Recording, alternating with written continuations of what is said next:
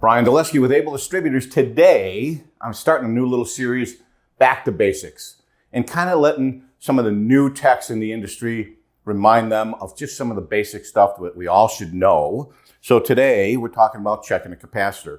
Now, I'm going to do a follow-up video to this one where we're going to check a capacitor under a load while it's still in there and the unit's running. But today, the easiest way to teach somebody new how to check a capacitor is take it out of the system. And again, remember, before you mess with this, pull the disconnect, take your nut driver, short these things out to discharge any power that's still in a capacitor because they'll hold power. So let's get right into it. Testing the capacitor, what we're actually doing is we're measuring the capacitance. How do we do that? Meters. We're just going to read how many microfarads. So with the UEI and the Fluke and a couple other meters, they have different things that you look for. The UEI, you're going to first go to microfarad, then you're going to go to the UF for microfarads as a scale, as the range. A lot of these digital meters out there, it'll end up on NF or PF, and that range is way too small. That's 1 billionth of a farad and 1 trillionth of a farad. So obviously a farad, we're dealing with microfarad, which is 1 millionth of a farad. A farad is a big measurement. We don't need to go that big. We definitely don't need to go that small. So if your meter's showing those two, make sure you go up to the UF, which is 1 millionth of a farad. And just in case you're curious, Michael Faraday is the guy that came up with this measurement.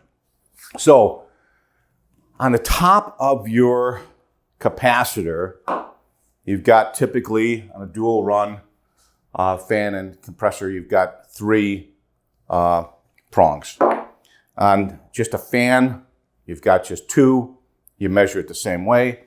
And what you're going to do is you're going to go between C and fan, and that's always your lower number. So if this was a 35/5, that 5 would be the fan. So between common and fan, you're going to have 4.98, 501, someplace in that range.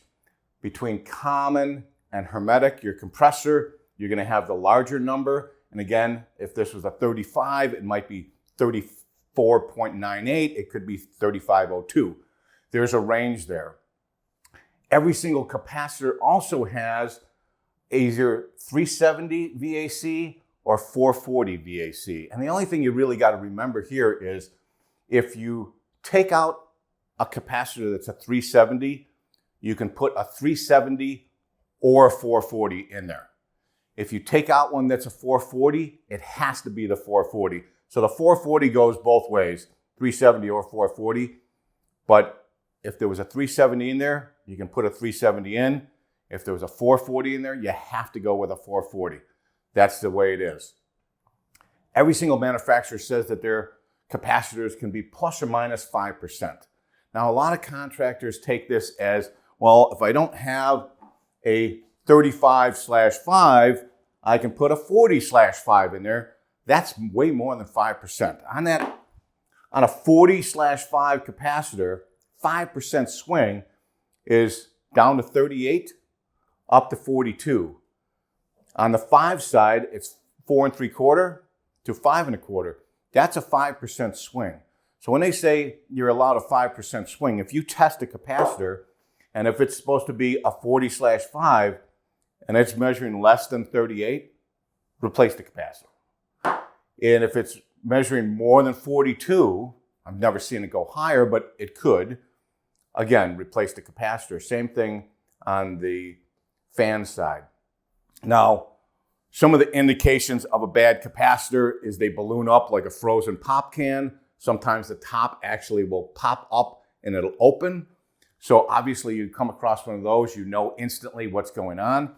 Another indication would be if the fan side between common and fan was dead, you'd see the fan blade spinning very, very slowly. The motor would be hot. It might not start.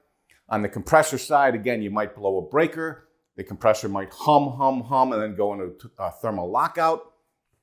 So what does a capacitor do?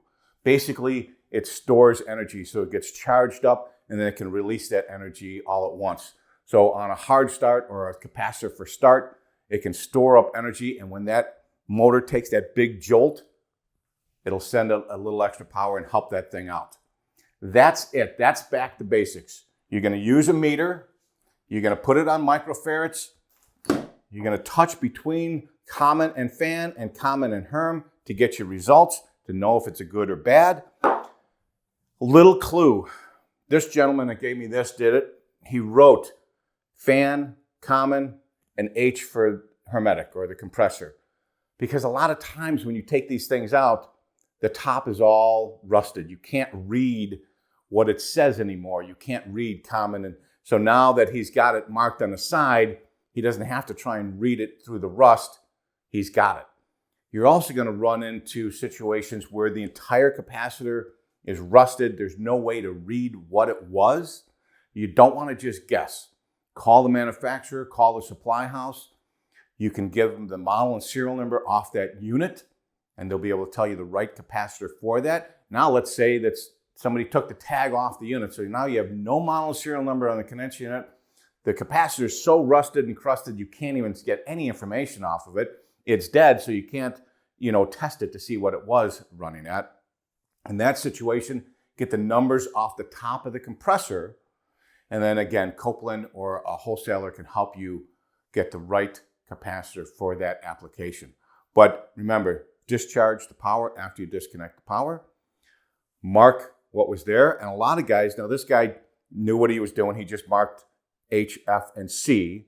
A lot of guys, you'll see F and then the color, and C and then the color, the wire that was there, just so he doesn't have to remember going back in when he can look at the old capacitor and say, okay, common was yellow. So when he puts the new one back in, and fan was brown, okay, I got it. And hermetic was purple, got it, and he's good. So again, now we talked about replacing the capacitor with the right size. It's very important. Now, Turbo has the Turbo 200, the 200X, and the small Turbo.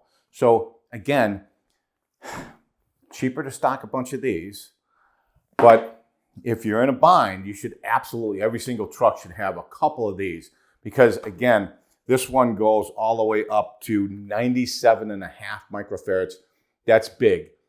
That one's going to be hard to find, especially if it's a Saturday and there's not a lot of places open. So having a couple of the Turbo 200s and even the small one, because again, a lot of blower motors, fan motors take the small capacitors. You're going to need it. And these go anywhere from 3.5 to 5 to 7 to 10 microfarads. So being prepared ahead of time is the way to go. We sell UEI test equipment. It will absolutely do everything from ohms to checking the microfarads to everything else you can possibly imagine. So come to Able Distributors for that. And that's it. Measuring capacitance, back to basics. Thank you.